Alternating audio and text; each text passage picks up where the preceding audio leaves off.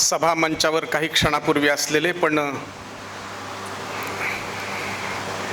क्षणभंगूर असतं म्हणतात कोणतंही अस्तित्व, समोर गेलेले आमचे सन्माननीय सदस्य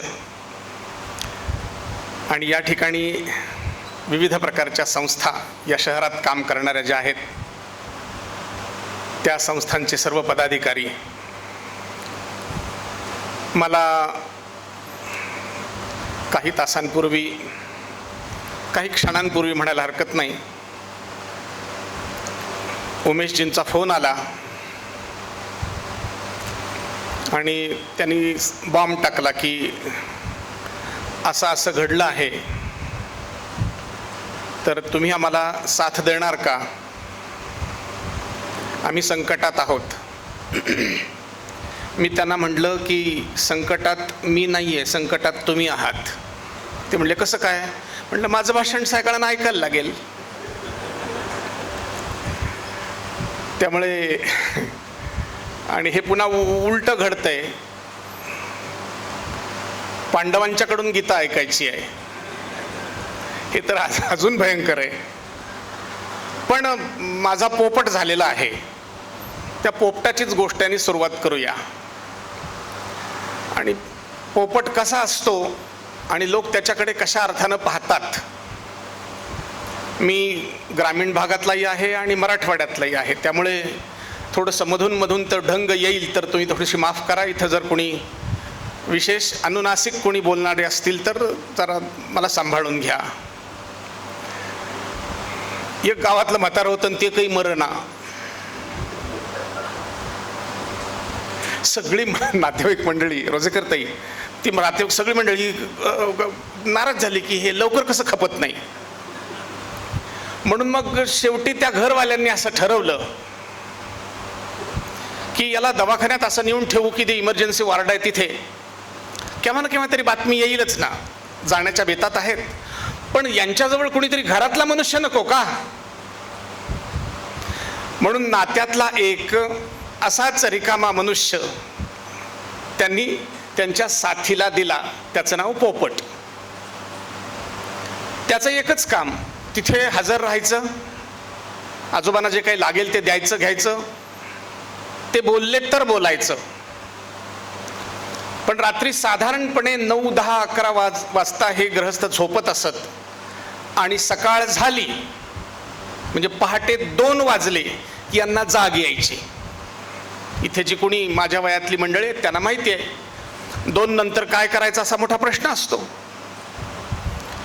हे म्हातारं उठलं आणि त्यानं सुरुवात केलं, पोपट पोपटे. आणि त्यामुळे त्या इमर्जन्सी वॉर्डातली सगळे पेशंट आणि डॉक्टर्स आणि नर्सेस या सगळ्याच्या सगळ्यांना खूप आशा वाटली की बहुधा निघाले.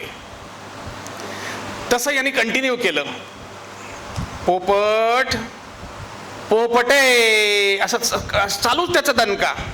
हा मुलगा सगळी सेवा करून झोपलेला 12-1 वाजता आणि यांना 2 वाजता जाग आली आहे.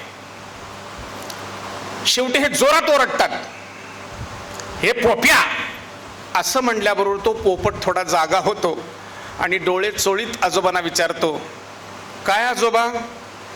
ते म्हणतात, नाही झोपलास काय? म्हणलं विषय संपला. मी हे एवढ्यासाठी सांगितलं की असं माझी अवस्था आहे म्हणून तुम्हाला विचारतोय, झोपलात काय तुम्ही? एवढंच आहे मंडळी. हे जरी ऐन वेळेला आलेलं असलं आणि विषयात सुद्धा मी काही बदल केला नाही, याचं कारण असं आहे की त्या विषयाच्या अनुषंगानंच काही कार्य आपल्या कानावर पडावं. कारण हा पुरुषोत्तम मास आहे, अधिक मास आहे. त्यामुळे पुनरावृत्ती जरी झाली तरी तुम्हाला आणि मला दोघांनाही पाप लागायचं काही कारण नाही. हे काय घडलं, अचानक घडलं, विचित्र घडलं असं तुम्हाला वाटणार नाही. तुम्हाला सहज वाटेल की हो हेच घडायला पाहिजे होतं. त्यामुळे त्या पुरुषोत्तम मास अधिक मासाच्या विशेष मी तपशिलात सगळा जाणार नाही. पण एक गोष्ट मात्र नक्की आहे की हा जो अधिक मास आहे याच्या अनुषंगानं एक वाक्य मला जरूर बोलायचं आहे. आमचे पूर्णपत्रे साहेब त्याच्याशी सहमत होतील. विज्ञानालाच धर्म मानणारा एकमात्र धर्म तो हिंदू धर्म आहे, लक्षात ठेवलं पाहिजे. आणि त्यामुळे आमच्याकडे जे जे विज्ञान विकसित झालं त्याच्या शाखोपशाखा, विशेषतः त्यातली गणित, खगोल ही शाखा तर आमच्या इतकी कुठेच विकसित झाली नाही. आणि त्यामुळे या खगोलशास्त्राच्या दृष्टीने सूर्य आणि चंद्रमास यांचं एकत्रीकरण करणं, त्याचं सौर वर्ष आणि चांद्र वर्ष याचं एकत्रीकरण करण्यासाठी हा अधिक वर्ष मास आला. याची आठवण आम्हाला दरवेळेला करून दिली जाते. आणि मग आठवण करून द्यायची असेल तर सेलिब्रेशन केलं पाहिजे. म्हणून आम्ही सगळ्यांनी मिळून, म्हणजे पूर्वजांनी सगळ्यांनी ठरवलं की याची आठवण कशी करायची. कुणाला तरी देव मानायचं, जसं उत्तर हिंदुस्थानात कन्यापूजन असतं तसं आपल्याकडे जावयाला आपण अधिक मासाचं वाण देतो. कुणाला देणार, माणसं ठरवून घेतली म्हणजे मग भानगडी येत नाही. आणि म्हणून आपल्या लक्षात असं येतं की जावयाला वाण देणं हा प्रारंभ आहे. पण आता हेच का ठरवलं, गडबड आहे, चालेल चालेल ठीक, पण माझी सगळी भानगड उघडी पडेल ना काय.